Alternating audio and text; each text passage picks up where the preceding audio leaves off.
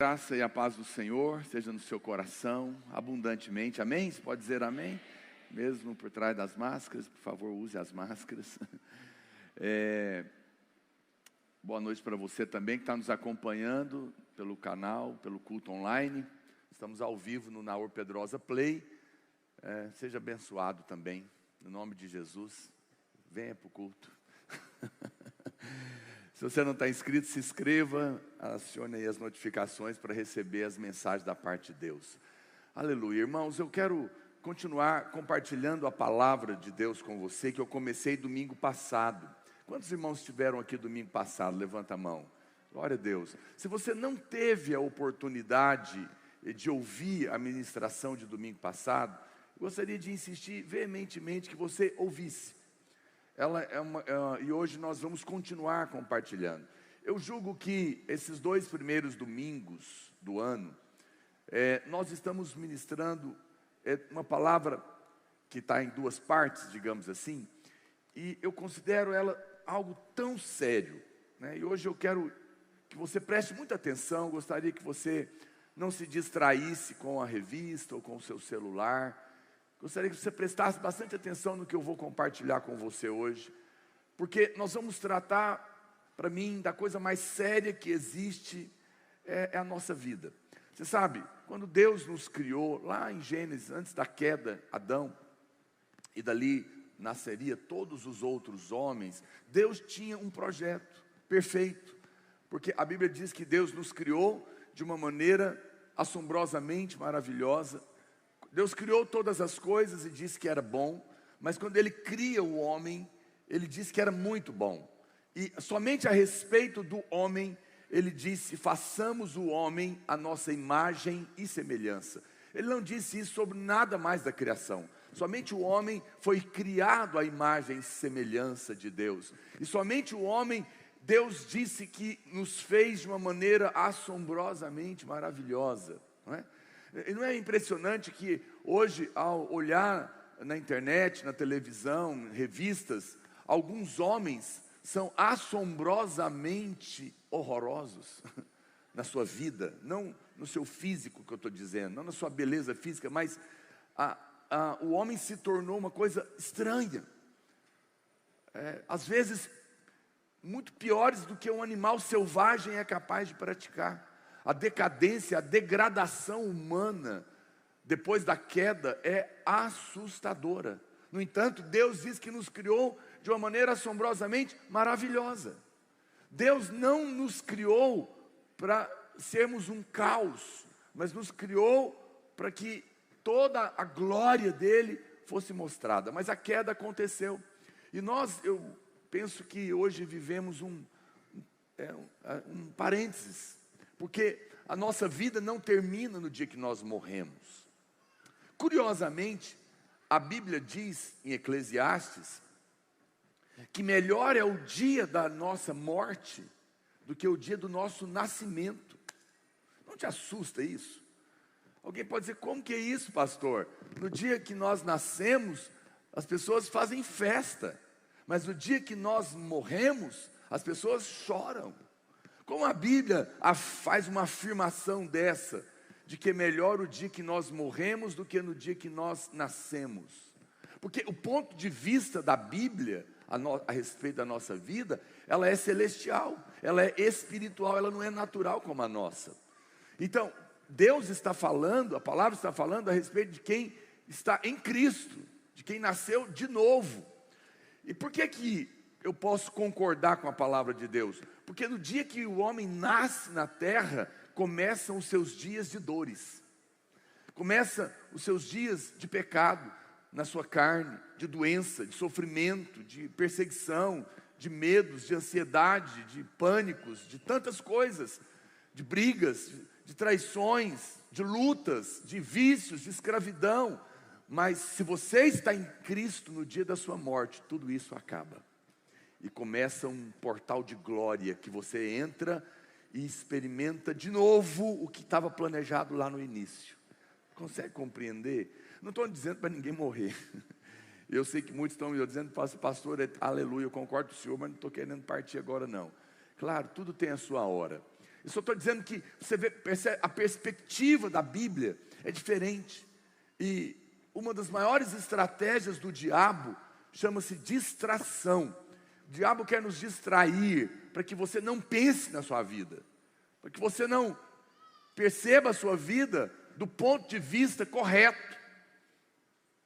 A Bíblia diz que, Eclesiastes também, que é melhor ir na casa onde há um luto do que na casa onde há uma festa. Porque no luto, no velório, os homens param para considerar a vida e a sua brevidade. Ninguém faz isso em festa. E não é errado fazer festa e nem ir para a festa. Nós somos um povo que celebramos. Mas a Bíblia diz que, pensando na nossa vida, é melhor no velório.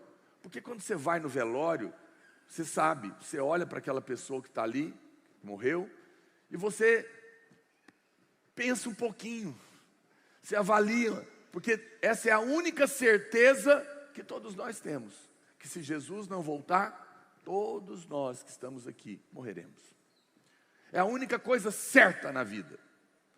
Você sabe, nós nos preparamos na vida para tudo que é incerto, mas às vezes não nos preparamos para a única coisa que é certa, a morte. Você se prepara para casar, mas não sabe se o casamento chegará ao fim. Você se prepara para uma profissão, você estuda, e não há nada de errado nisso, mas você não sabe se vai ter sucesso. Você se prepara para abrir uma empresa, mas você não sabe se ela vai dar certo, não é? Mas às vezes não nos preparamos. Alguém pode dizer, pastor, mas tem jeito de se preparar para morrer? Sim, vivendo a vida da maneira certa. Quando eu falo viver a vida da maneira certa, eu sei que você já pensa logo em viver a vida moralmente correta, mas eu não estou falando disso. Você pode ser uma pessoa moralmente correta e deve. Você não ganha nada em ser moralmente errado. Ter bons hábitos, pagar as contas, chegar na hora, sim, não, tem o seu lugar. Mas nós não somos moralistas, porque isso não leva ninguém para o céu. Pelo contrário, às vezes leva alguns para o inferno, porque se julgam tão maravilhosos que não precisam de Deus. Só que não sabem que não são. No entanto, o que eu estou falando, a vida certa, não é a vida moralmente correta, é a vida vivida do ponto de vista de Deus. Eu não sei se você já passou por isso. Alguém te convida para jantar na casa dela, e ela te tem como alguém muito importante. Então ela gosta muito, essa pessoa gosta muito de comida japonesa, sei lá, um exemplo. E ela, então, passa 15 dias preparando a comida mais especial que ela já preparou, porque você é muito importante e vai estar lá. Vamos inverter, você está preparando a comida. Vamos imaginar que você convidou alguém muito importante. Você convidou alguém que para você tem um valor enorme. Você então gosta muito de comida japonesa. Você preparou essa comida.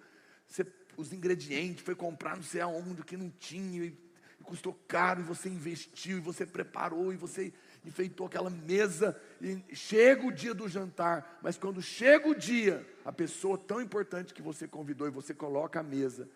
Ela diz, ô querida, obrigado, mas eu não gosto de comida japonesa. Você não tem qualquer outro macarrão, alguma coisa? A decepção, você já sentiu aí dentro, né? O frio. Mas isso é só uma comida. Mas daqui a pouco eu vou ler um versículo que ele é aterrorizador. A Bíblia diz que a obra de cada um de nós será testada naquele dia na presença de Deus. Eu sei que a gente sempre pensa que a obra é a obra que nós fazemos para Deus, e é também. Mas eu estava lá em casa pensando uma coisa a respeito desse versículo. A obra mais importante de Deus é a transformação da nossa vida. É a obra que Deus está fazendo em nós. Porque nós somos a noiva. E Ele está preparando a noiva para apresentá-la a si mesmo, sem ruga, sem mácula, perfeita. Agora, às vezes esquecemos disso, não é? E a Bíblia diz que se a obra de alguém se queimar naquele dia que ela será apresentada para ser testada diante de Deus, essa pessoa que nasceu de novo será salva. Vocês querem ler isso? Está lá em 1 Coríntios capítulo 3, acho que verso 10. Coloca aí para mim, deixa eu ver se é. 1 Coríntios capítulo 3. Isso, vamos para o 11. Porque ninguém pode lançar outro fundamento além do que foi posto, qual é Jesus Cristo. Contudo, se o que alguém edifica sobre o fundamento é ouro, prata, pedras preciosas. Esse é um grupo, ok? Diga comigo, ouro, prata, pedras preciosas. É um grupo. Mas a Bíblia continua. Madeira, feno e palha. Diga madeira, feno e palha. É outro grupo. São materiais muito distintos. Concorda? Então, dois grupos aqui. Aí a Bíblia continua dizendo: manifesta se tornará. Falando comigo. Manifesta se tornará a obra de cada um. Pois o dia demonstrará, porque está sendo revelada pelo fogo, e qual seja a obra de cada um, o próprio fogo provará. 14. Se permanecer a obra de alguém que sobre o fundamento edificou, esse receberá galardão, recompensa diante de Deus. Se a obra de alguém se queimar, sofrerá ele dano, prejuízo, disciplina, mas esse mesmo está salvo. Todavia, como que através do fogo, vai ser salvo. Mas além de ter perdido tudo, será disciplinado. Todo mundo, as pessoas, muitas pessoas, por não conhecerem a palavra de Deus, quando alguém aceita Jesus, se batiza. Hoje eu não vejo muito mais isso, eu acho que as pessoas estão aprendendo. As pessoas diziam parabéns. Parabéns por quê? O que isso tem a ver com você? Nada. Nem eu, nem você jamais merecemos coisa alguma. Que história de parabéns? Toda a obra é dele. Foi ele que me atraiu e atraiu você. Foi ele que abriu seus olhos. Foi ele que te deu fé. Se o Pai não trouxer, ninguém pode vir. Não há quem busque a Deus, nenhum sequer. A Bíblia diz, todos se extraviaram. Tudo é a graça de Deus na nossa vida. Amém? Quem está me entendendo? Portanto, não existe essa história de parabéns. Não é? Porque tudo é o Senhor que faz. Agora, uma vez que Deus me salvou, eu estou vivendo diante dele. E a Bíblia diz que vai chegar um dia que nós compareceremos. Então tem gente que acha que todo mundo que é salvo vai receber um galardão. Não. A Bíblia é clara. Alguns serão salvos e disciplinados por 1000 anos. Eu não tenho tempo para te mostrar tudo aqui. É outro estudo. Mas alguns serão salvos e receberão galardão. E vão reinar por 1000 anos. Não despreze 1000 anos, tá bom? Se você tem 15 anos, 30 anos, 50 anos, você sabe que 1000 é muito. Não é? E a Bíblia diz, então, agora você faz ideia. O dia que eu chegar com a minha vida de crente, salvo, diante de Deus, e Deus analisar,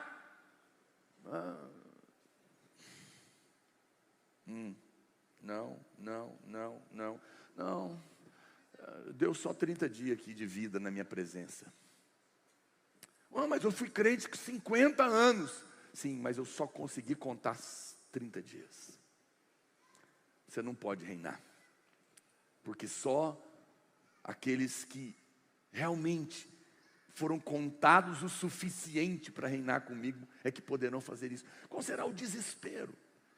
Se tem uma coisa que eu tenho temor, é como eu vou chegar diante de Deus naquele dia.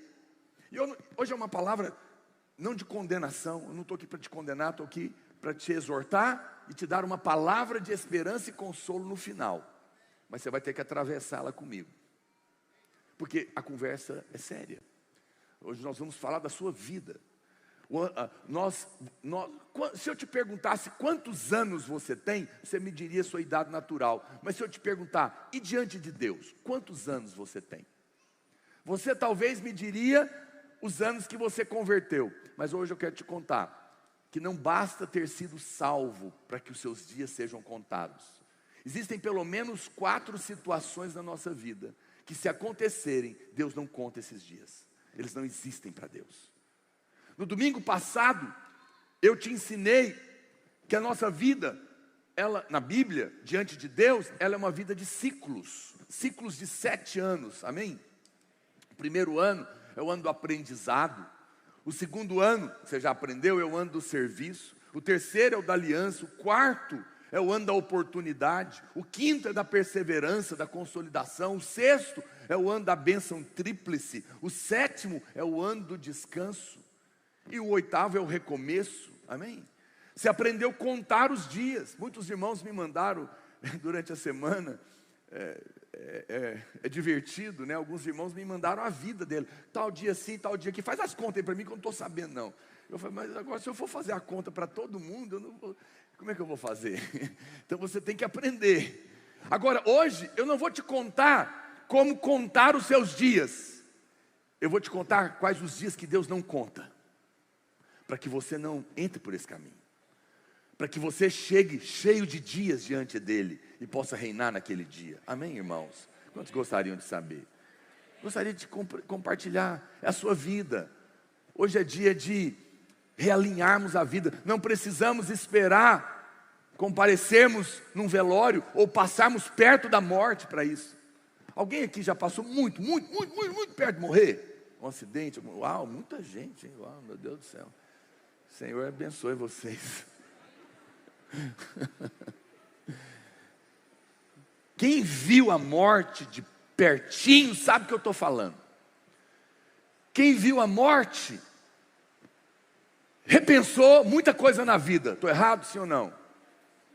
Por quê? Porque a morte tem o poder de trazer para a linha as coisas. A morte tem o poder de colocar valor no que tem valor e deixar de lado o que não tem valor. E que às vezes a gente fica com depressão por causa dessas bobagens, né?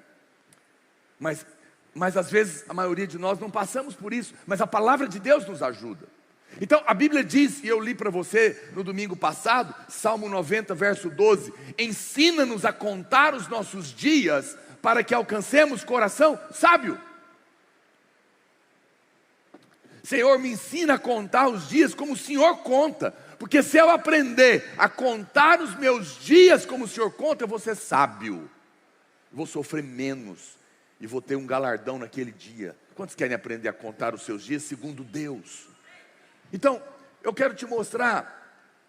Você sabe, o Salmo 139, a Bíblia diz que cada um dos seus dias foram escritos por Ele e determinados, quando nenhum deles havia ainda. Agora, Deus só escreve o bem para nós, não o mal. Mas por que tantas pessoas perdem tanto tempo na sua vida? Porque não estão vivendo os dias que Deus escreveu para ele. Está querendo escrever a sua própria história na força do seu braço. Estão perdendo os seus dias. Mas a sabedoria está em aprender como Deus conta. Essa é a maneira correta de viver. E isso é precioso. Você sabe, os dias contados são apenas os dias aprovados por Deus. Somente os dias vividos diante dele. A Bíblia diz no Salmo 84, verso 10, que para Deus um dia é como 1000 anos. E 1000 anos é como um dia. Significa que Deus conta diferente de nós. Significa que se você viveu na presença dele um dia, valeu muito. Mas se fosse capaz de viver 1000 dias sem Deus, diante dele era apenas uma noite que se passou. Não valeu nada.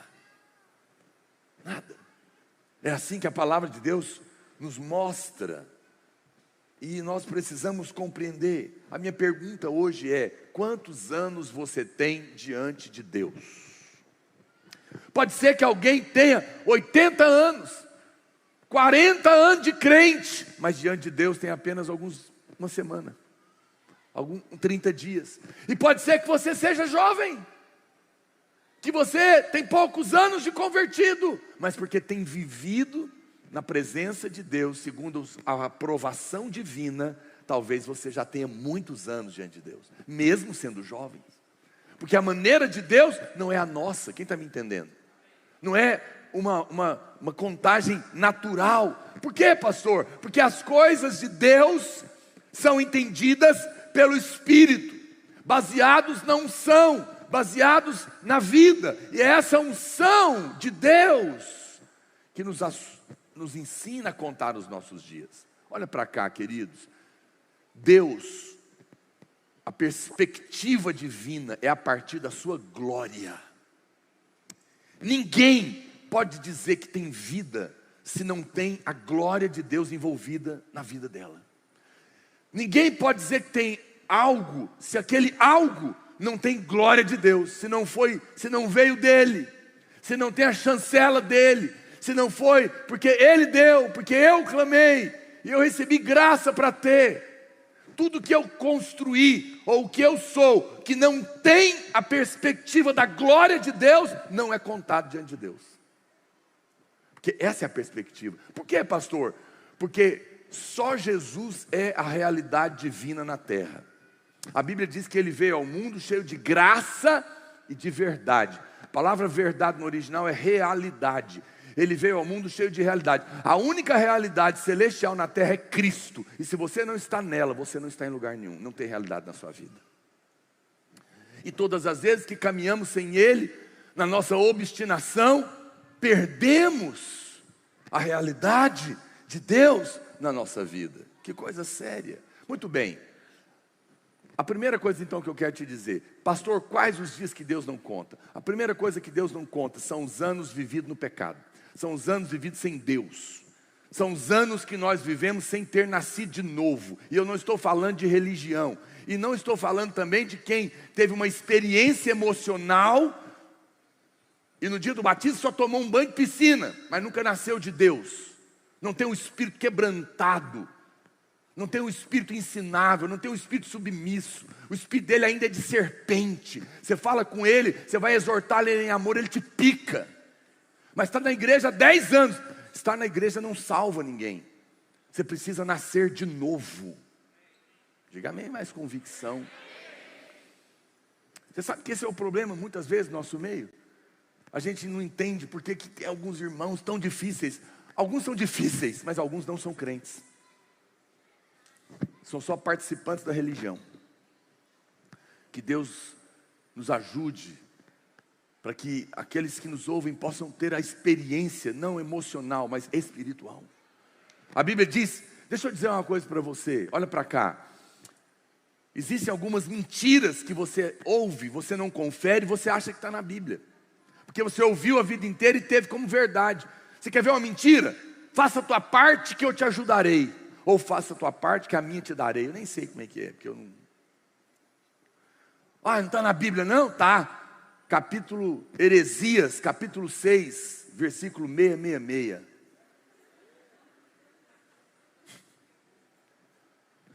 Não existe isso na Bíblia. Você quer ver outra coisa que não existe na Bíblia? Todo mundo é filho de Deus. Eu também sou filho de Deus. O que você está pensando? Não estou pensando nada. Eu sei que eu sou porque eu nasci de novo pela misericórdia e a graça de Deus. Mas quanto a você, você tem que saber. Só te digo uma coisa, não é verdade. Como não é, pastor? Aí não está na Bíblia. 1 João capítulo 1, verso 12 diz: a todos quantos o receberam, e somente a esses, deu-lhes o poder de serem feitos filhos de Deus. Filhos de Deus, a saber os que creram no seu nome. Todos os homens pecaram e nascem condenados ao inferno, inclusive filho de crente. Filho de pastor tem que converter. Todo mundo. O Lucas já batizou esse ano, né, Lucas? Creu. Ele teve que fazer uma escolha um dia.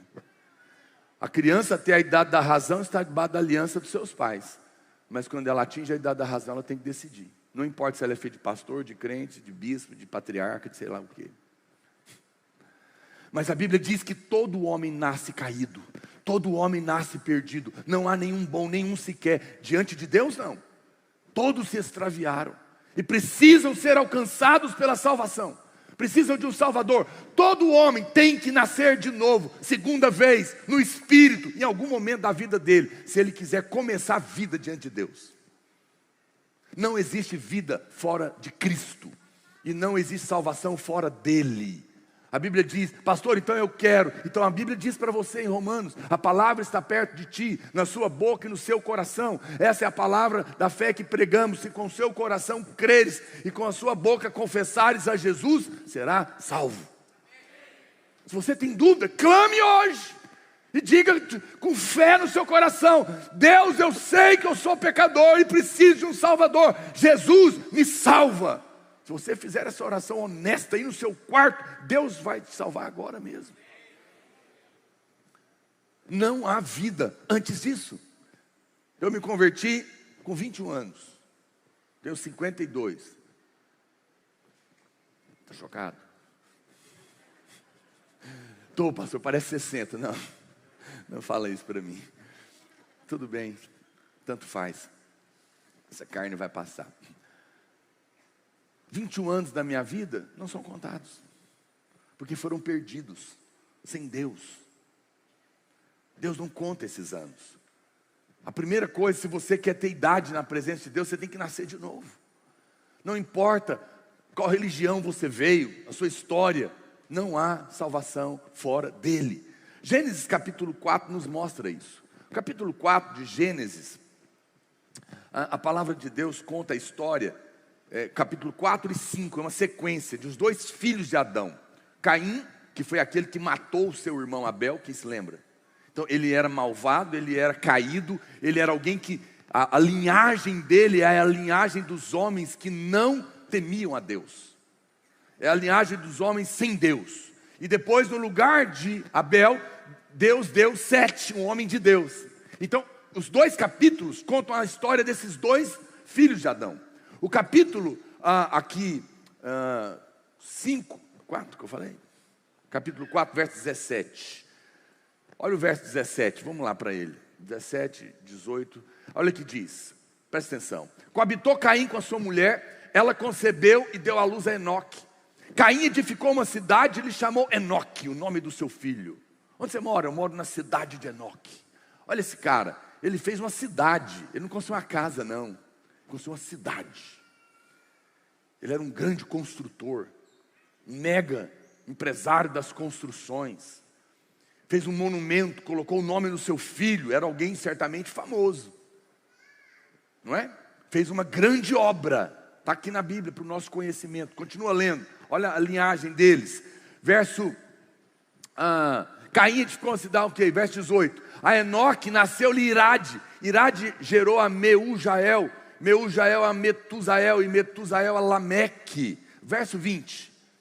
Ada deu à luz a Jabal. Este foi o pai dos que habitam em tendas e possuem gado. Aqui está o fazendeiro dos fazendeiros, o iniciador da criação de gado, outro cara importante, certamente muito rico, dono das fazendas. Aqui começou os latifúndios. Está aqui, está registrado.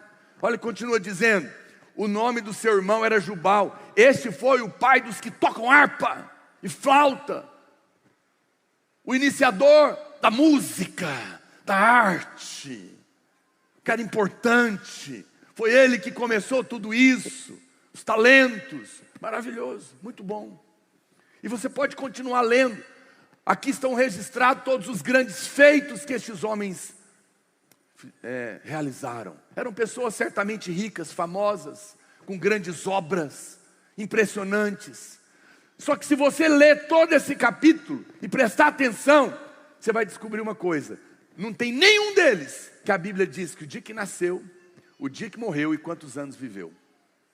Só conta o que eles fizeram, mas não conta quantos anos tinham e quantos anos viveram. Quando Deus não conta a idade, é porque para Deus fizeram coisas, mas nunca viveram. Porque não eram pessoas que estavam vivendo em Deus. Portanto, eram como zumbis diante de Deus. Não existiam. Olha o capítulo seguinte. Vamos para o capítulo seguinte. O capítulo seguinte fala da história de Sete, capítulo 5, verso 1. Muda a linhagem. Este livro da genealogia de Adão, no dia em que Deus criou o homem, a semelhança de Deus o fez. Homem e mulher os criou, e os abençoou, ele chamou pelo nome de Adão. No dia em que foram criados, viveu Adão 130 anos, e gerou um filho à sua semelhança, conforme a sua imagem, ele chamou Sete. Depois que gerou a Sete, viveu Adão 800 anos, e teve filhos e filhas. Os dias todos da vida de Adão foram 930 anos, e morreu. Sete viveu 105 anos, e gerou Enos. Depois que gerou Enos, viveu Sete 807 anos, teve filhos e filhas. Todos os dias de Sete foram 912 anos e morreu. Enos viveu 90 anos e gerou. E aí vai. Se você ler o capítulo todo e prestar atenção, você vai ver a grande diferença entre o capítulo 4 e o capítulo 5. E na Bíblia nada é por acaso. Deus colocou junto para te chamar a atenção. No capítulo 4, não se diz quantos anos viveram, apenas as obras que fizeram. Mas no capítulo 5, os homens piedosos que viveram na presença de Deus, não fala que eles fizeram nada. Eles fizeram, mas não fala. Aqui não tem nenhum feito, mas aqui diz quantos anos tinham, quantos anos viveram, quantos anos morreram. Porque para Deus foram contados. Porque Deus só conta os anos que você vive na presença dEle. Os anos que você tinha quando você nasceu de novo, para trás, você não pode contar. Pastor, eu tenho 27 anos. Muito bem. 27 anos. Vamos usar de exemplo essa idade hoje? 25, tá bom? Que é redondo, né? Vamos usar hoje nessa palavra alguém com 25 anos. Que converteu com 20. Com base nesse primeiro ponto, quantos anos essa pessoa tem diante de Deus? Alguém pode me dizer? 5 anos. Os 20 anos sem Deus, Deus não conta. Foram perdidos. Por isso, hoje é dia de você nascer de novo. Se você não tem essa convicção, não viva nem um dia mais fora da presença do Espírito Santo. Essa é a grande diferença. Deus não conta esses dias. Deus leva isso tão a sério que lá em Êxodo, no capítulo 12, verso 2, coloca para mim. Êxodo 12, 2. Diz assim, esse dia aqui é o dia da Páscoa.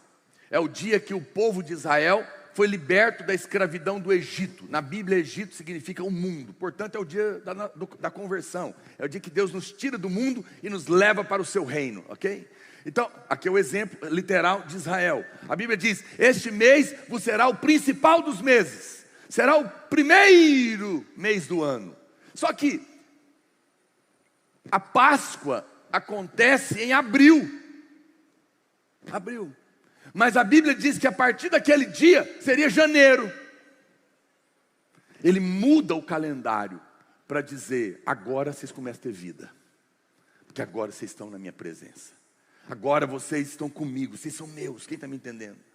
Você vê como é sério, como Deus leva isso a sério. Você sabe, eu fiz esse desafio e esse apelo de manhã, e eu queria fazer esse apelo para vocês também. Olha para cá, para aí de conversar. Nós não temos como evangélicos, um calendário religioso. Às vezes como os católicos, que tem vários dias, e eles celebram várias festas.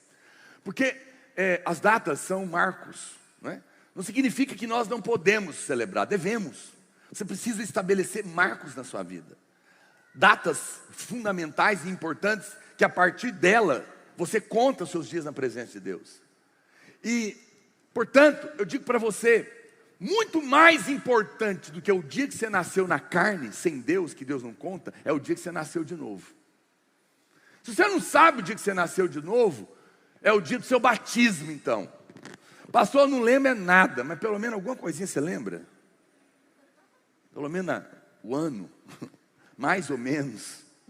Esse dia é que começou a contar. Eu sempre creio nisso, mas às vezes a gente crê em umas coisas e não toma algumas decisões que se tornam testemunhos, marcos para nós, testemunho para os que estão olhando.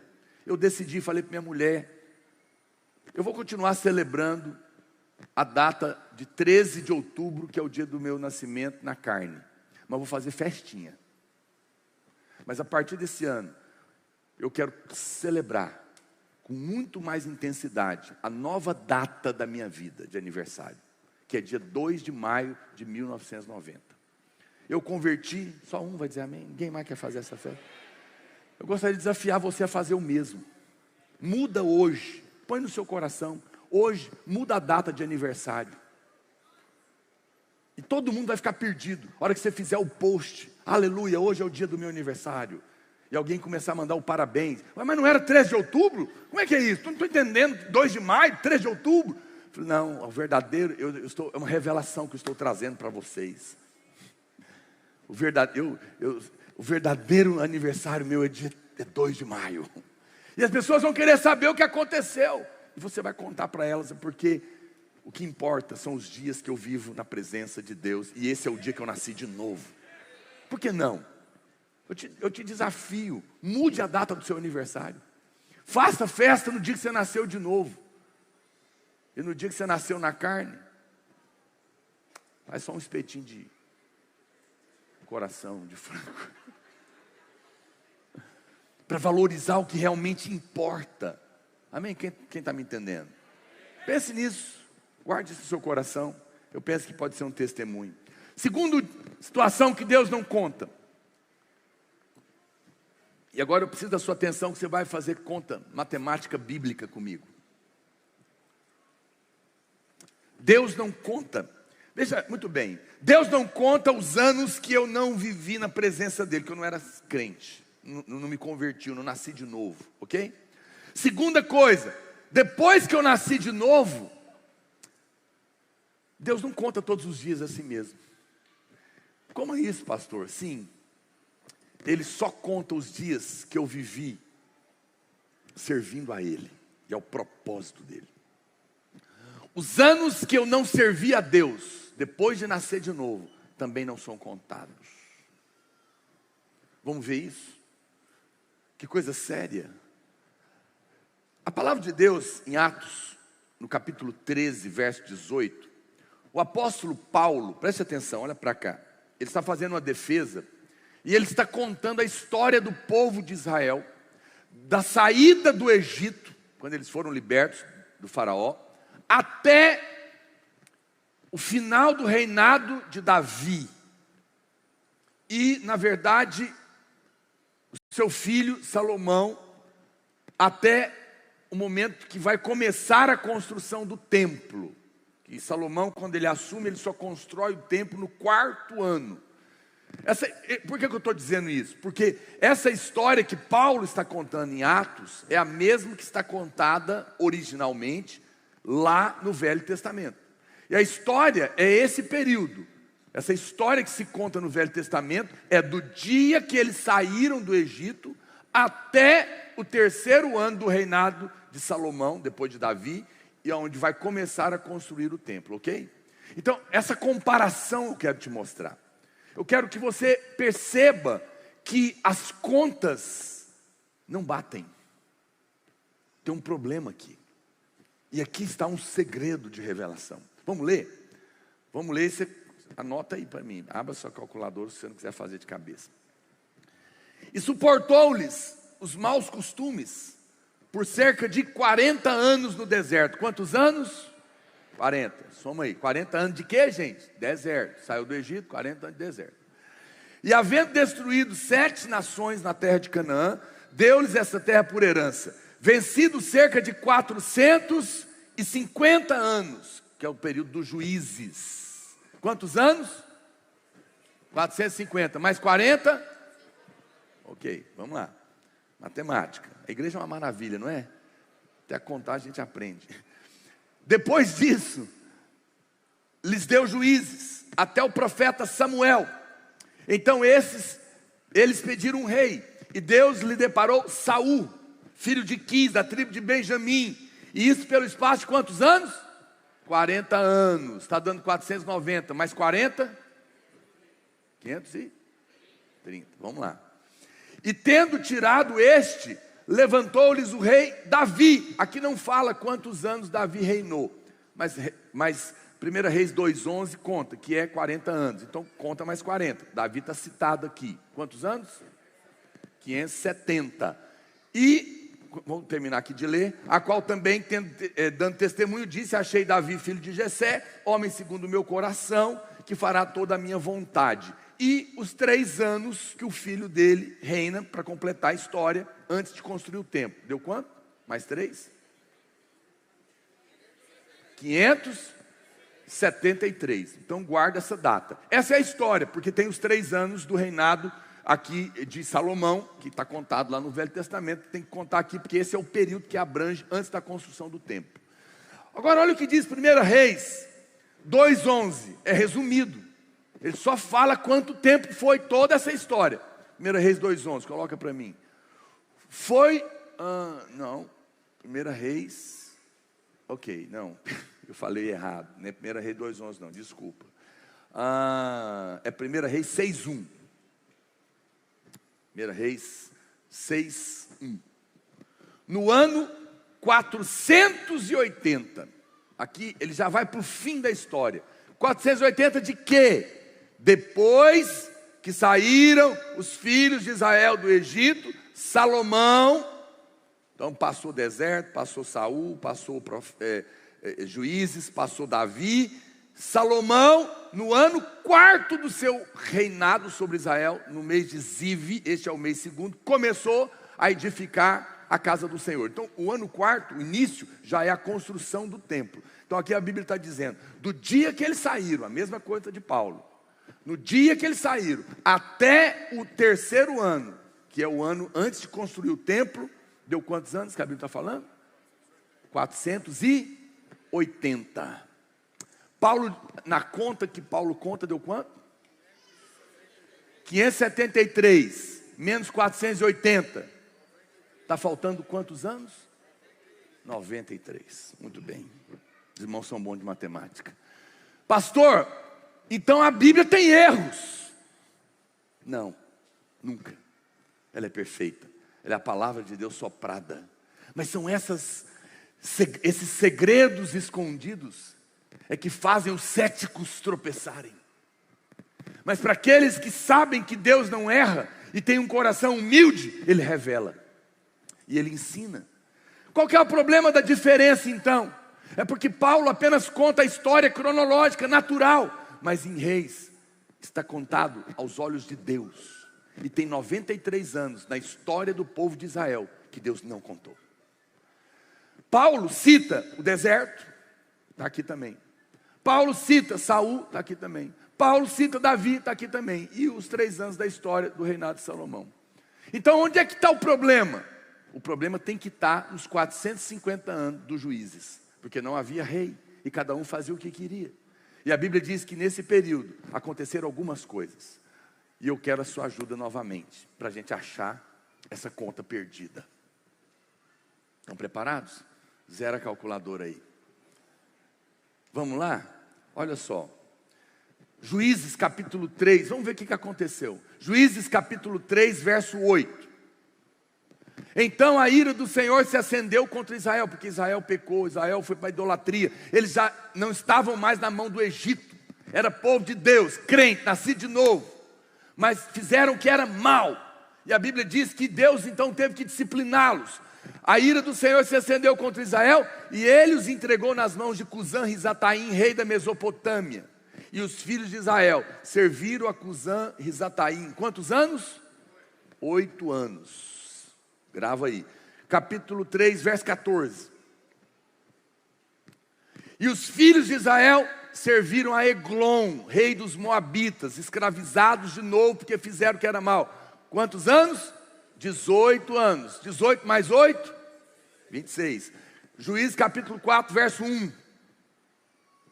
Os filhos de Israel tornaram a fazer o que era mal perante o Senhor. Depois de falecer Eude, entregou-os o Senhor nas mãos de Jabim, rei de Canaã, que reinava em Azor. Sobe, amado. Císera era o comandante do seu exército, o qual então habitava em Arosete-Agoim. Verso 3. Clamaram os filhos de Israel ao Senhor, porquanto Jabim tinha 900 carros de ferro, e por 20 anos, quantos anos, gente? 20 anos, oprimia duramente os filhos de Israel. 8 mais 18, 26, mais 20, 46, vai somando. Vamos para frente um pouquinho. Juízes capítulo 6, verso 1. De novo. Fizeram os filhos de Israel o que era mal perante o Senhor. Por isso o Senhor os entregou nas mãos dos midianitas por quantos anos? 7 anos. 46, mais 7? 53. Juízes capítulo 13, verso 1. Tudo dentro de Juízes. Tendo os filhos de Israel tornado a fazer o que era mal perante o Senhor, este os entregou nas mãos dos filisteus por quantos anos? Quanto que tinha? Mais 40. Quanto que faltava? Acharam. Estes anos que os filhos de Israel fizeram mal diante de Deus não foram contados.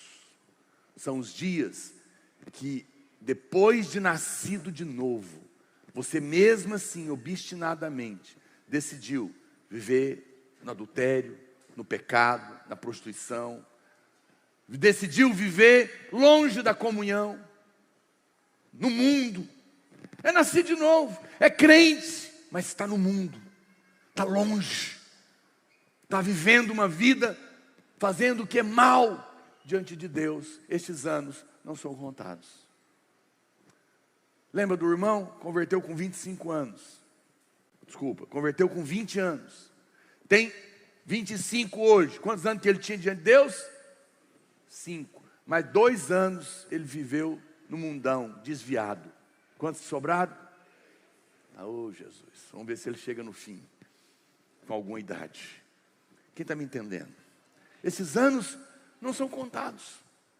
Deus não conta esses anos. Foram anos que nós vivemos fazendo o mal. A recompensa é apenas para os anos que foram colocados em taças de ouro diante de Deus. Sabia que a Bíblia diz que Deus conta as suas orações? Deus conta as suas lágrimas. Mas o que você não sabia é que Deus também conta os seus dias. E Ele guarda eles. Mas os dias que você viveu no pecado, no mundo, desviado, esses anos não foram contados. Você não pode contar eles. Quantos anos você tem? Vai fazendo as contas.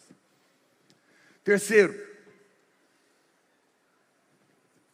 depois de nascido de novo, eu começo a contar meus anos. Mas os anos que eu vivi mal, eu também não posso contar. Mas tem um terceiro motivo pelo qual Deus também não conta. Lá em Êxodo, capítulo 19, verso 1, a Bíblia conta a história. Justamente, depois da saída do povo de Israel do Egito, eles entraram aonde? No deserto, indo para Canaã, sim ou não? Quantos anos os irmãos sabem que eles passaram no deserto e morreram lá? Quem sabe? 40 anos. Talvez você lê essa história, é que você acha que era longe, né? Ah, pastor, vai ver que era um negócio muito longe, por isso demorou tantos anos. Então olha só. Olha, vamos ler aqui. No terceiro mês da saída dos filhos de Israel da terra do Egito, no primeiro dia desse mês, vieram ao deserto do Sinai. Quantos dias? 3 meses. Terceiro mês. Então a Bíblia diz, faça a conta. Saíram do Egito, andaram 3 meses e chegaram aonde? No Monte Sinai. Acabou ainda não.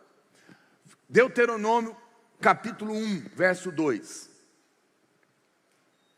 Jornada de 11 dias há desde Horebe. O que é Horebe? É o Monte Sinai. Então, 3 meses até chegar ao Monte Sinai, ok? Do Monte Sinai, Horebe, pelo caminho da montanha de Seir até Cades Barneia. Quantos dias? 11 dias, diga 11 dias. Diga comigo, 3 meses e 11 dias. 101 dias.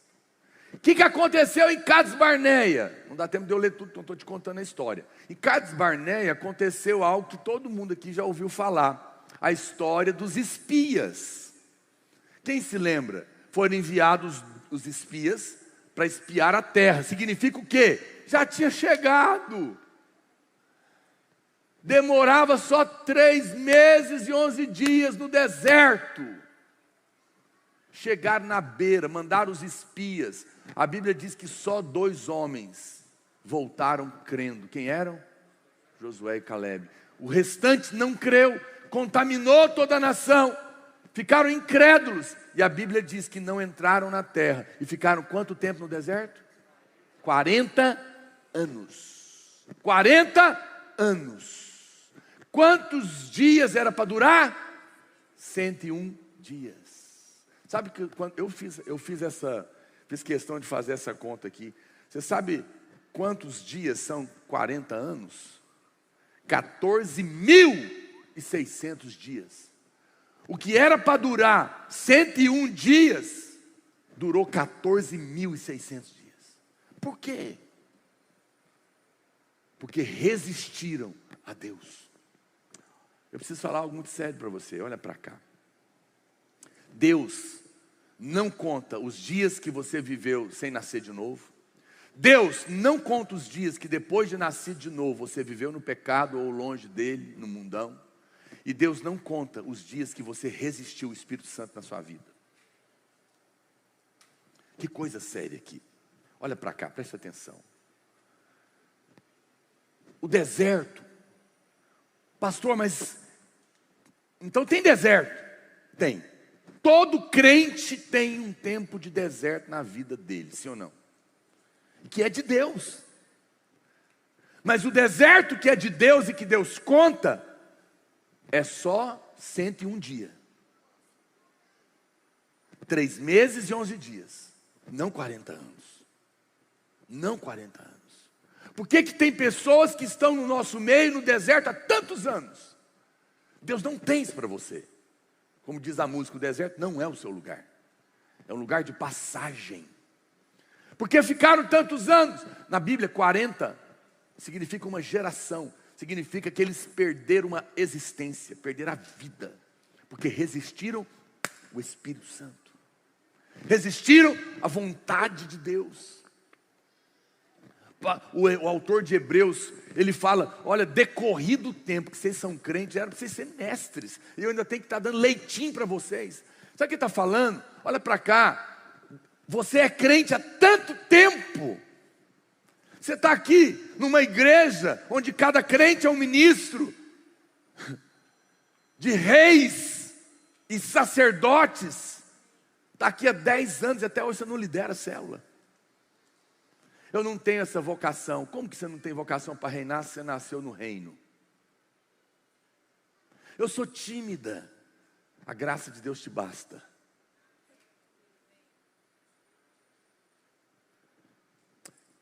Eu não estou aqui para te condenar, mas eu estou aqui para te exortar. Avalia. Avalia. Eu conheço pessoas que têm um chamado de Deus, mas fogem dele há muitos anos. Estão resistindo a Deus. Esses anos não são contados. Eu conheço pessoas que têm um desejo no coração, mas pelo medo, pela preguiça, pela falta de tempo. A coisa que as pessoas mais dizem, não, eu não posso abrir minha casa, eu não posso liderar, eu não posso fazer isso, porque eu não tenho tempo. Por que você não tem tempo? Porque você acha que o diabo rouba só dinheiro, saúde e família. Não, ele rouba a sua vida também, o seu tempo. Mas você não tem que aceitar isso.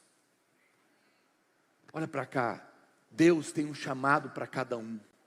Deus não chamou todo mundo para ser pastor, mas chamou a todos que foram salvos. A todos quantos chamou, santificou, separou e glorificou. Todos que foram chamados para o reino. E você sabe que na Bíblia está escrito que nesse reino, todos nós somos reis, rainhas, sacerdotes, sacerdotisa. Ou seja, todos nós fomos chamados para governar no mundo espiritual e ministrarmos da parte de Deus.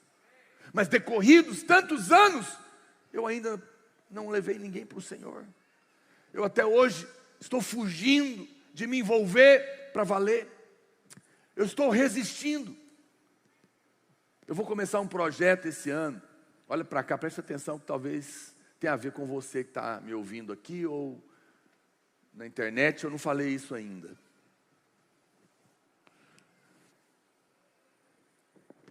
Por quê? Eu vou explicar o que é. As pessoas, às vezes, elas dizem: pastor, será que a videira, a gente não estamos indo rápido demais, não? Olha aí, mal começou o ano, vocês já estão aí. Vai construir a Aparecida, vai multiplicar o Guanabara, vai construir mais uma escola, já está falando uma outra creche que vai fazer o 11º prédio. Calma! Não está rápido não. Resta poucos dias. Ele vem. Ele vem. E quando a noite chegar, não dará mais tempo de fazer coisa alguma. Não é tempo de parar, é tempo de continuar, é tempo de correr, é ano, é ciclo de oportunidade. Eu espero o arrebatamento, mas se o Senhor não voltar, eu vou partir. E eu não quero ter perdido os meus dias no deserto. Se você está me ouvindo, e você não tem um senso de urgência no seu coração, cuidado, pode ser que você está perdido no meio desse povo do deserto, resistindo a Deus. Por que eu digo isso? Porque quem está no deserto não tem urgência no coração. Porque quem está no deserto não tem visão. Quem está no deserto não tem propósito. Porque no deserto não se planta, no deserto não se colhe, no deserto não se tem propósito, no deserto não se celebra, no deserto não tem vida, no deserto não tem nada. É uma vida perdida, é um vento que passa, é uma nuvem vazia, é uma vida que se escorre entre os dedos, sem valor. E eu não quero perder os meus poucos dias que Deus me deu, resistindo no Espírito Santo, vivendo e andando em roda, num tempo da minha vida que era para durar 101 dias, eu não quero perder 40 anos. Uma das coisas que mais o diabo fala na minha cabeça, junto com seus assessores, é se eu não vou largar logo os radicais livres, porque eu já estou velho. Pois é, o seu desespero. Eu quero dizer uma coisa para você, amado. Eu sou pastor. Eu sou pastor de jovens. Eu sou pastor de velhos. Eu sou pastor de criança. Eu sou pastor. Eu não sou pastor dos radicais livres, eu sou pastor. Esse é o meu chamado. Que vai se levantar, e é necessário que pastores mais novos e novas gerações assumam o nosso lugar? Sim, mas não é só aqui não. É nos radicais livres, na igreja videira, nos radicais, que em todos os lugares nós vamos morrer. Alguém vai ter que assumir. Mas eu estou aqui para servir. O dia que o presbitério, o conselho apostólico, debaixo do Espírito Santo, chegar a hora e essa transição vai acontecer, aleluia. Porque se eu estou aqui para servir, eu continuo servindo. Mas eu digo para você, eu tenho 52 anos. E aí quando alguém e o diabo fala, já está na hora de parar. Eu falo, não, vamos batizar 15 mil primeiro. Está na hora de parar, radical livre. Vamos fazer a maior conferência então primeiro. 500 mil pessoas assistindo pela internet, a palavra de Deus, no Be Connected. Vamos parar, não vou não. E eu estou planejando o maior projeto de treinamento de pastores para quem tem chamado ministerial para esse ano, no mundo inteiro. No mundo inteiro, porque esse é o meu chamado, levantar pastores. Deus me chamou para treinar os que Ele chamou. Os radicais livres começaram assim. Na semana que nós fomos jejuar para começar os radicais livres em 1991, esse ano vai fazer 20 anos. O ano da bênção tríplice no 3º ciclo. Eu falei, o que é para fazer? É para treinar uma geração de pastores. E hoje tem 1000 igrejas abertas. E agora, quando o diabo me fala isso, Deus põe esse negócio no meu coração. Começa um projeto e chama todo mundo que diz que tem um chamado e treina eles no mundo inteiro, porque nós vamos abrir 1000 novas microigrejas esse ano. Se você tem um chamado, você pode ter batizado agora nos 15 mil, mas se Deus já chamou, você vai fazer parte desse projeto. Eu estou organizando um projeto de treinamento para quem tem chamado ministerial, missionário. Nós vamos acompanhar os ciclos da sua vida. com tarefas, alvos e oração. Treinamento no campo, para que você responda ao chamado divino. Eu estou muito empolgado com isso, com o azar do diabo e dos seus procuradores. Outros vão, claro, assumir o meu lugar, mas até eu morrer, acredite em mim, eu vou ser pelo menos um conselheiro. E os meus palpites incomodam o inferno, porque eu sou inquieto. Sabe por quê? Porque há uma urgência no meu coração. Eu não quero perder os meus dias. Tem alguém aqui que tem chamado ministerial ou missionário? Levanta a mão. É com você que eu estou falando. Nós vamos te encontrar. Já avisa logo o seu pastor, manda aí uma mensagem para ele: pastor, eu estou nessa lista aí. Registra aí. E você que é pastor, guarda esses nomes para mim. Porque na volta das férias, prepare. Nós vamos. É o seguinte, já vou anunciar também. Na Holy Fest esse ano, vai ser uma Holy Fest diferente, porque não pode ter torcida, não pode nada, né? Não pode fazer festa, não pode ter torcida, não pode ter nada, então não tem clube. Então se não tem clube, é azar do diabo. Nós vamos mergulhar no mover de Deus aqui. E nós vamos fazer uma Holy Fest extensa de sexta até terça. Mas sexta e sábado vão ser só para líderes, discipuladores e quem tem chamado. No sábado, na segunda e na terça de manhã, eu vou ministrar eu vou ministrar o que eu estou refazendo e dando luz, lente, porque não é ao contrário do que alguns acham, não tem nada de contraditório, mas eu quero dar luz a isso. E eu vou falar de manhã, na segunda e na terça, da corte nas lentes da graça, que é um novo livro que eu estou escrevendo. Mas à noite vai ser mover do Espírito. Então, essa está aí. Segunda-feira acho que vai vir estar com a gente à noite a Gabriela Rocha. Na terça, é a Gabriela Rocha mesmo, nós convidamos? Acho que é. E na terça é uma surpresa. E na sexta, no sábado. Mas o importante é que vai ser um tempo de mover do Espírito. Pastor, quanto vai custar? Nada.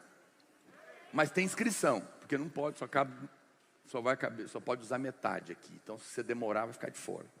Ou então vou ter que fazer um público cada noite, não sei não. Eu só estou te dizendo que esse é o ano da oportunidade. E o Espírito de Deus está se movendo e nos incomodando. E nós queremos mergulhar. Por quê? Porque não queremos fazer parte daqueles que estão resistindo ao Espírito Santo. Não queremos perder o que Deus tem para nós. Não queremos estar entre aqueles que estão fugindo do que Deus tem. Pastor, mas eu não tenho chamado para ser pastor. Ok, você é engenheiro. Você foi chamado para ser um ministro de Deus dentro da engenharia. Você foi chamado para ser um ministro de Deus dentro da pedagogia. Você foi chamado para ser uma ministra de Deus dentro da sua casa, como dono de casa, mãe de família. Nós somos ministros. A nossa profissão é só o campo missionário que Deus separou para nós, porque em primeiro lugar está aquele que ministra da parte de Deus. Amém? Quantos podem dizer amém? Hoje é dia de você retomar o seu chamado. Hoje é dia de você renovar o seu encargo. É dia de você dizer: Deus, eu não quero fugir mais. Eu não quero mais. Eu quero fazer a tua vontade. Eu quero responder o teu chamado. Agora olha para cá, pastor, mas eu já estou fazendo. Mas lembra que eu li? Se a obra de alguém se queimar, será salvo. Mas como que pelo fogo. Como é sério, alguém pode estar fazendo a obra. Olha para cá, presta atenção no que eu vou te falar, é muito sério. Alguém pode estar envolvido na obra de Deus e Deus não contar esses dias. Porque 1 Coríntios 3 diz: se a obra de alguém se queimar, vai perder tudo. Qual que é a obra? A obra na igreja que queima. A obra de madeira, feno e palha. Madeira na Bíblia é obra humana. É a obra que eu fiz baseado nas minhas emoções, nas minhas preferências pessoais, por causa das minhas amizades, por causa do meu gosto. Eu gosto, como diz o meme, eu gosto disso, não gosto daquilo. Não gosto dessa, né? Gosta daquela. O que eu tenho a ver com o que você gosta? Olha para cá. É obra humana, é tudo aquilo que é natural, que é preferência humana, que é gosto pessoal, que não depende do espírito. Isso é madeira. Feno é volume, aparente, mas sem realidade. Parece que tem alguma coisa, mas não tem. E a palha é o que não tem valor, não custou, não foi baseada na obra dele. Mas o outro grupo que é aprovado, que Deus conta, é ouro. Ouro é vida divina, é um conteúdo divino naquilo que estou fazendo. É prata, na Bíblia, é justiça de Cristo, é redenção. É a obra que foi feita na justiça de Cristo, não na minha. Está baseada na obra da cruz e não no que eu faço. E as pedras preciosas, fala das pérolas que foram transformadas de um grão de areia numa coisa valiosa pela obra do Espírito Santo na minha vida e na sua vida. E isso são os dias que contam. Muito cuidado com as encruzilhadas da vida. Muito cuidado para você, atrás de novidade, não estar edificando fora do propósito e perder toda a sua vida servindo a Deus, mas que Deus não conta. Eu fico muito angustiado quando eu vejo alguns irmãos tomando decisões radicais na sua vida. Mudanças radicais. Mudanças bruscas. Por quê? Porque às vezes não é Deus. Estão fazendo em nome de Deus, mas às vezes não é Deus. Essas obras serão testadas. E se elas se queimarem? Você não tem temor no seu coração?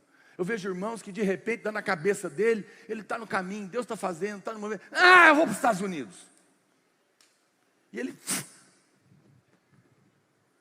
2 anos, ele volta. Ué, voltou? Não era de Deus. Só sofri, bati cabeça. Irmão, você perdeu 2 anos da sua vida. 2 anos. Perdi. Você não está angustiado? Eu fico por você. Eu não quero perder nenhum dia da minha vida fora da presença de Deus. Portanto, muito cuidado com as suas decisões. Deus só conta os dias vividos no propósito. Veja, Ele não conta os dias que você viveu sem Ele. Ele não conta os dias que você viveu no pecado no mundo. Ele não conta os dias que você viveu fugindo do que Ele tem para a sua vida. Mas Ele também não conta os dias que você serviu a Ele do seu jeito e não do jeito dele. É por isso que nós não nos preocupamos com nada exterior aqui na videira. Mas a nossa preocupação é que Cristo seja o centro dessa obra. Todo o tempo. Nós não... Você sabe, os irmãos andam comigo. Eu ando com o pastor Luiz há 30 anos. Eu falo na presença do Espírito Santo. Eu ando com o pastor Luiz há 30 anos. Aquele homem é um homem de Deus. Ele nunca fez nada, nem me colocou para fazer nada. Nem eu, nem parente, nem ninguém. Porque era amigo dele, porque era próximo dele, porque era amigo dele, porque era parente. Nada. É tudo pelo Espírito. E se não for adulto, não dá conta de andar do lado dele não. Porque ele fala, não irmão, você não está preparado. Você pode ser o que for. Por quê? Porque as preferências não são pessoais, são divinas. Pastor, mas a Bíblia diz que Jesus chamou para andar com ele os que ele mesmo quis. Quem já viu esse versículo na Bíblia? Mas depois de orar a noite inteira. Os que ele quis, foi o que o Espírito quis e falou para ele de madrugada. Eu não tenho preferências. Eu tenho amigos, tenho pessoas mais próximas. Mas quando tem que decidir pelo reino, é o Espírito que tem que decidir. Quem está me entendendo aqui? Irmão, esse irmão converteu com 20 anos, tem 25, passou 2 longe, tem 3 anos, mas agora descobriu que tem 2 anos que ele foge do chamado. Quantos anos que ele tem? Será que vai sobrar algum? Eu sei que talvez você está angustiado, calma, eu tenho uma palavra de esperança para você. Mas Deus não conta esses dias, e esse é o dia de você responder. de você se voltar. Pastor, por que eu tenho que passar pelo deserto?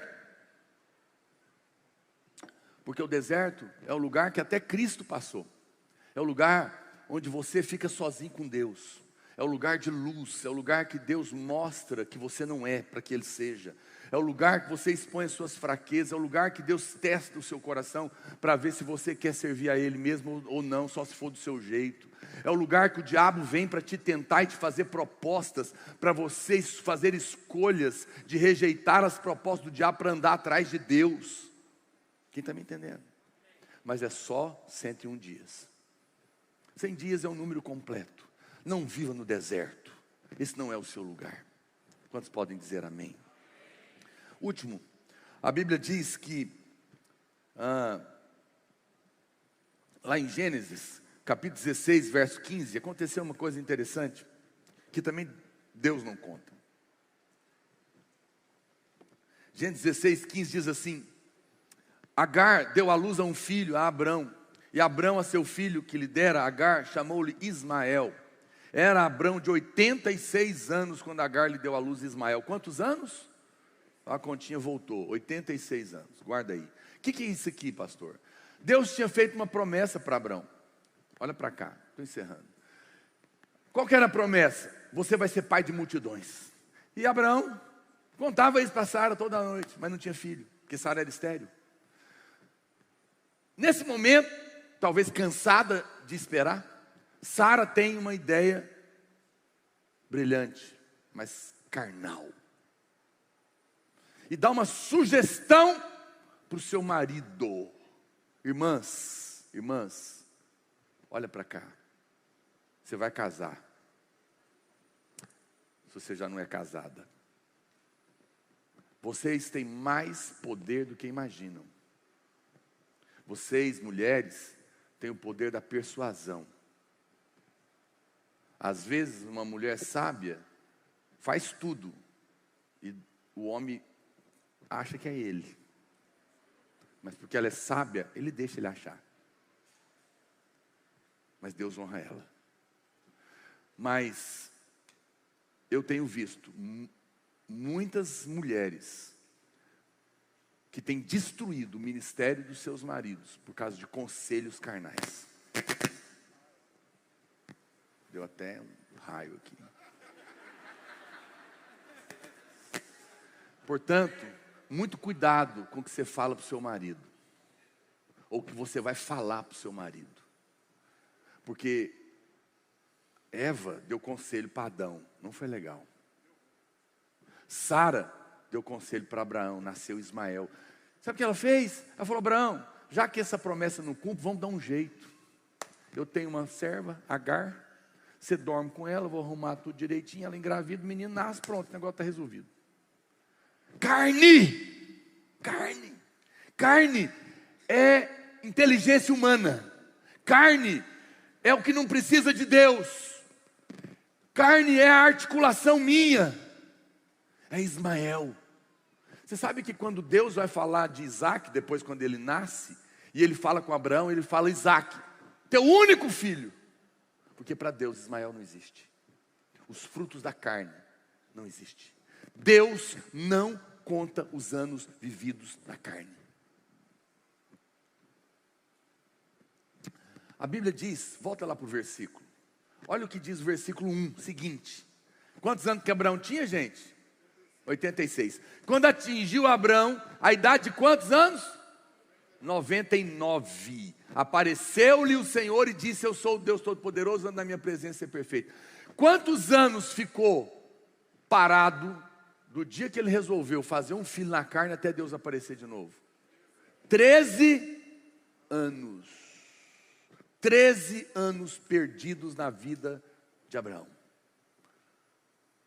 13 anos sem Deus falar com ele. Você faz ideia do que é 13 anos sem Deus falar com você? 13 anos sem sentir unção no culto. 13 anos sem sentir o fogo queimar no coração.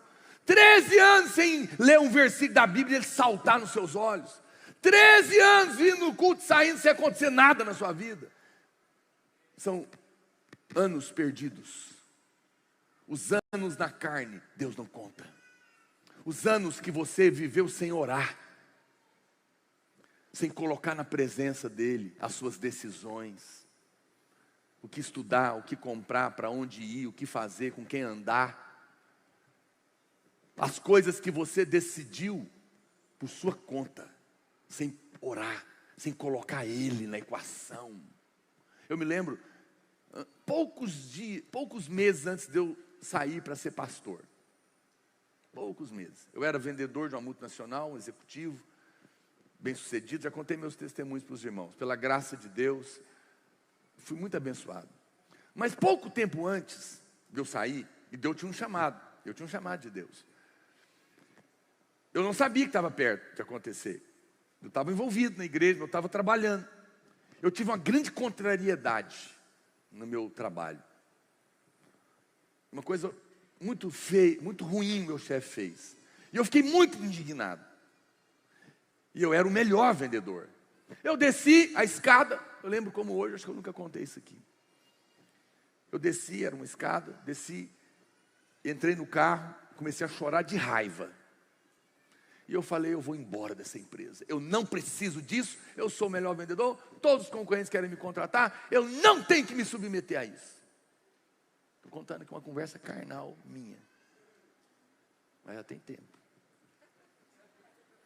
Naquela tarde, o Espírito Santo, na hora, falou comigo assim, imediatamente. Você interessa pela minha opinião? Eu tomei um susto. Eu lembro como hoje, aonde o carro estava. Porque tem coisa que não tem jeito de esquecer. Isso tem mais de 20 anos. Eu assustei. O Espírito Santo falou comigo. Você não quer saber a minha opinião?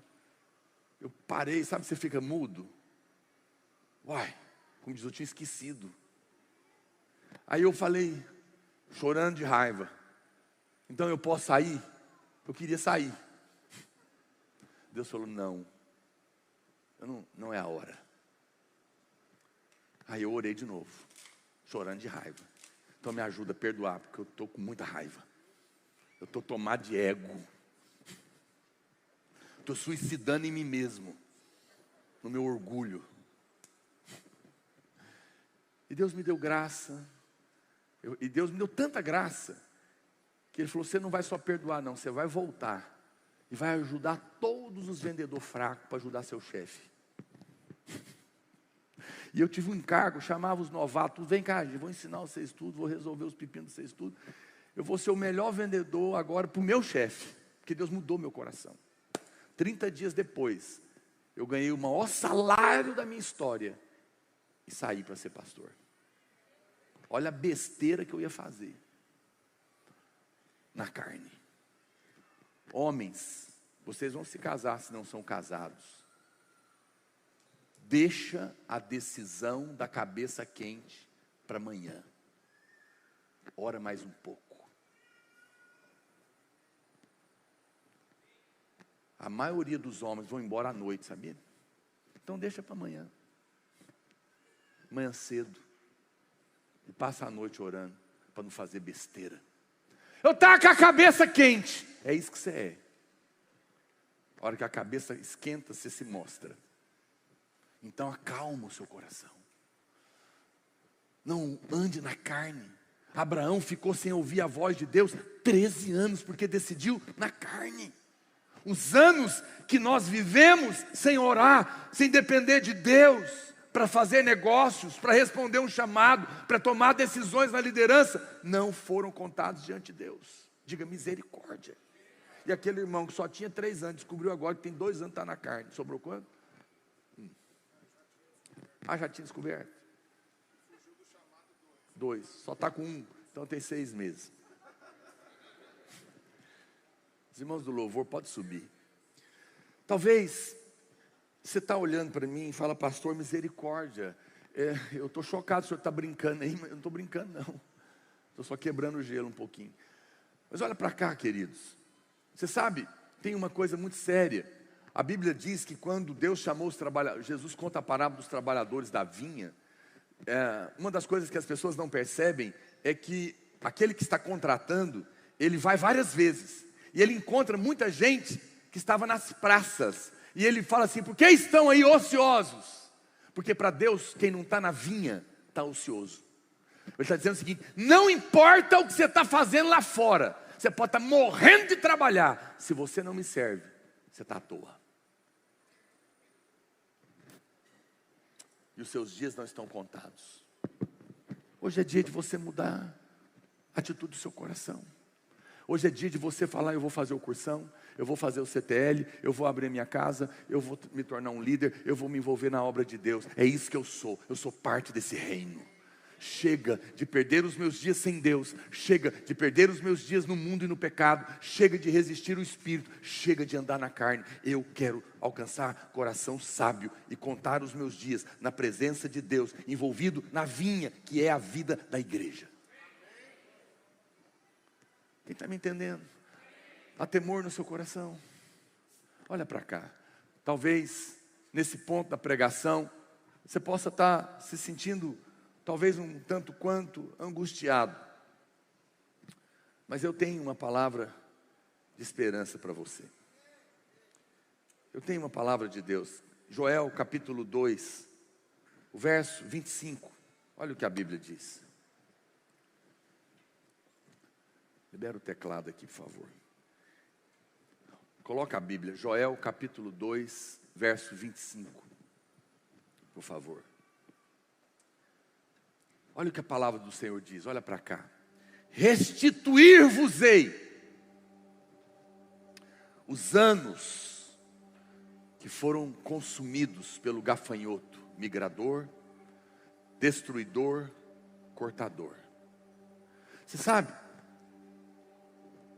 na vida a gente pode restituir muita coisa. Dinheiro, carro, foi roubado, você acha. Às vezes relacionamento, sim ou não? Só tem uma coisa que não tem jeito, é o tempo. O tempo que passou é como o rio que correu. Aquelas águas são outras, é ou não é? Quantos anos você perdeu? Quantos anos você tem diante de Deus?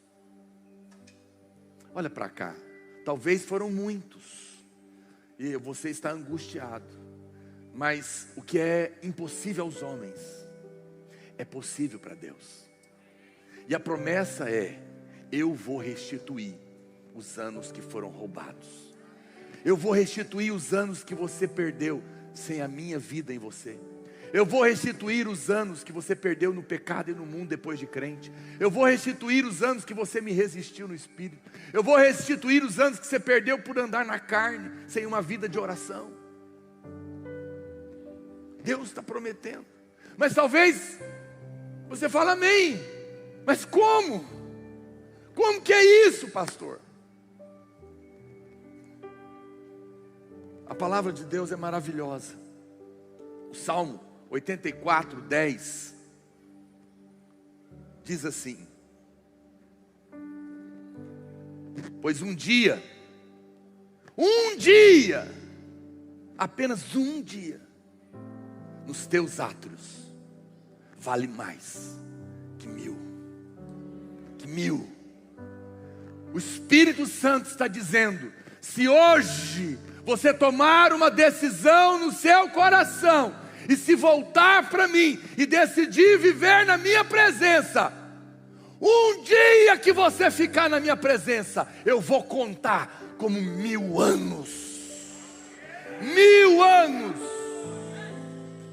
1000 anos. 1000 anos. 1000 anos.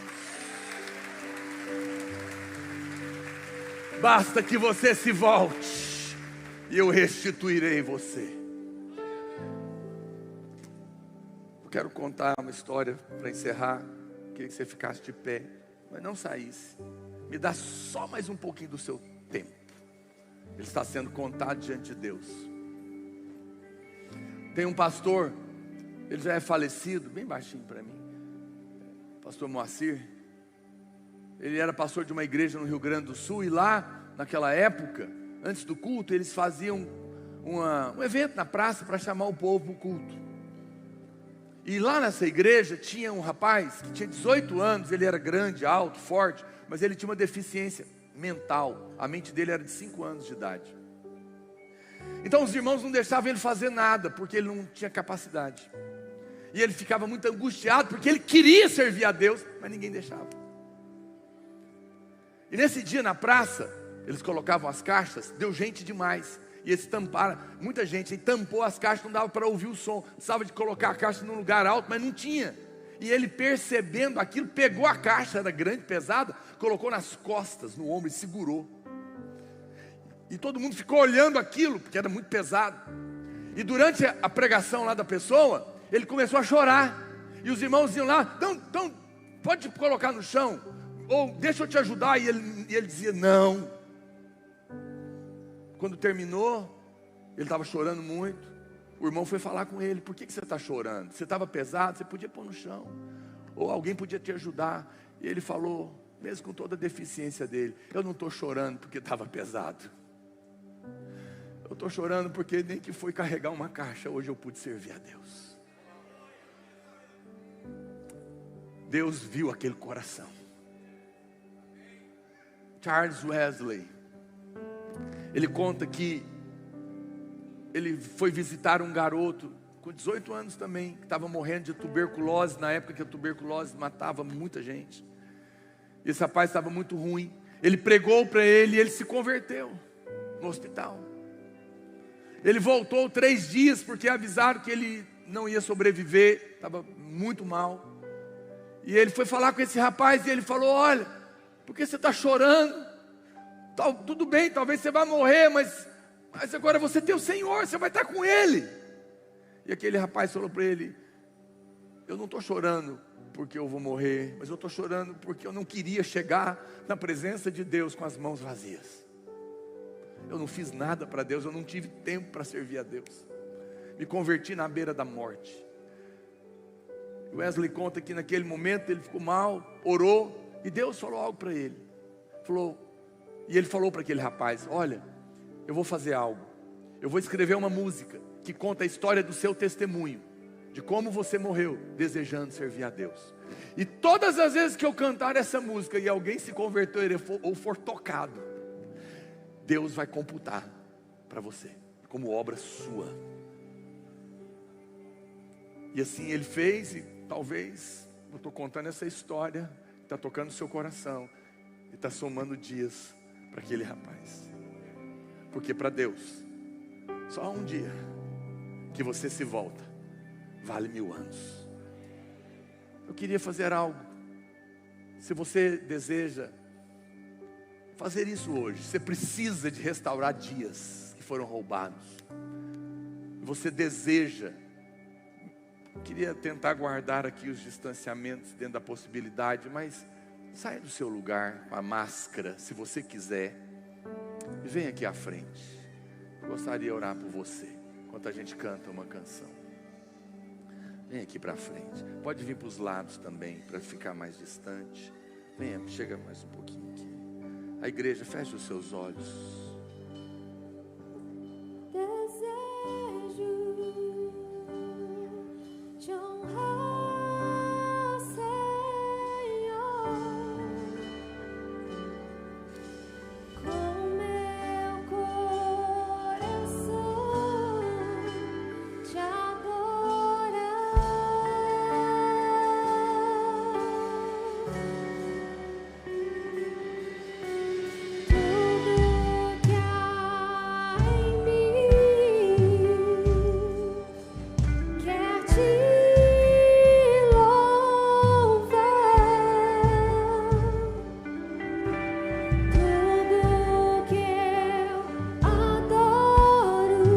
Mãos para Ele,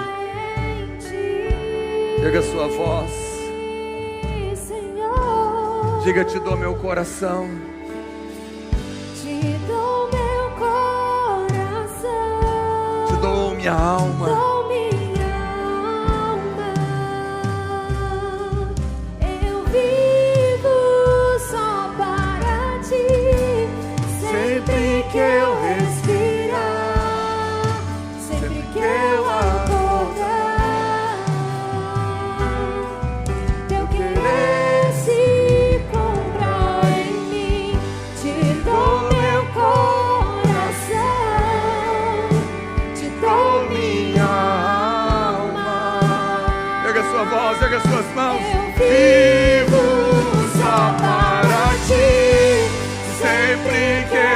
respirar, sempre que eu acordar.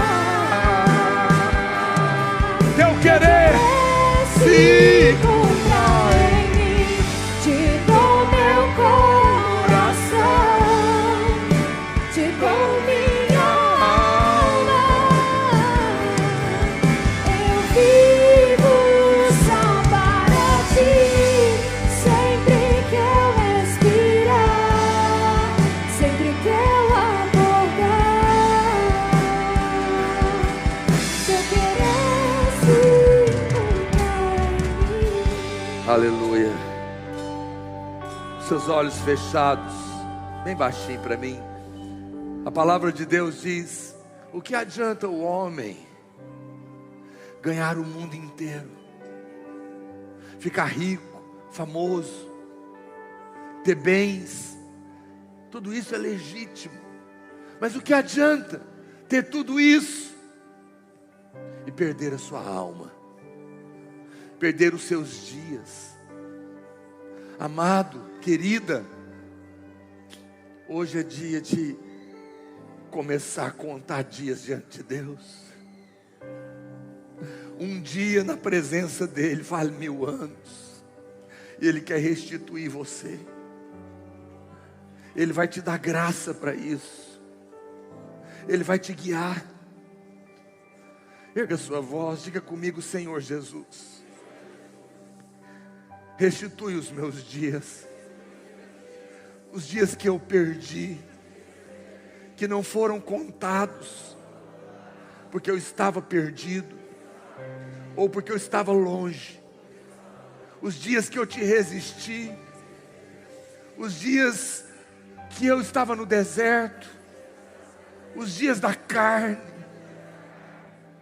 Eu quero contar os meus dias. Eu quero ter coração sábio. Eu quero chegar diante do Senhor com muitos dias. E eu creio que para o Senhor, um dia na sua presença vale 1000 anos. Que nessa noite o Senhor opere no meu coração o teu querer e o teu realizar, e eu tenha a atração, o desejo de viver na sua presença.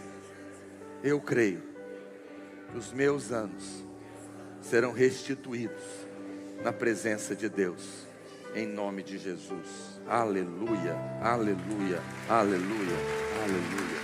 Glória a Deus. Deus abençoe os irmãos.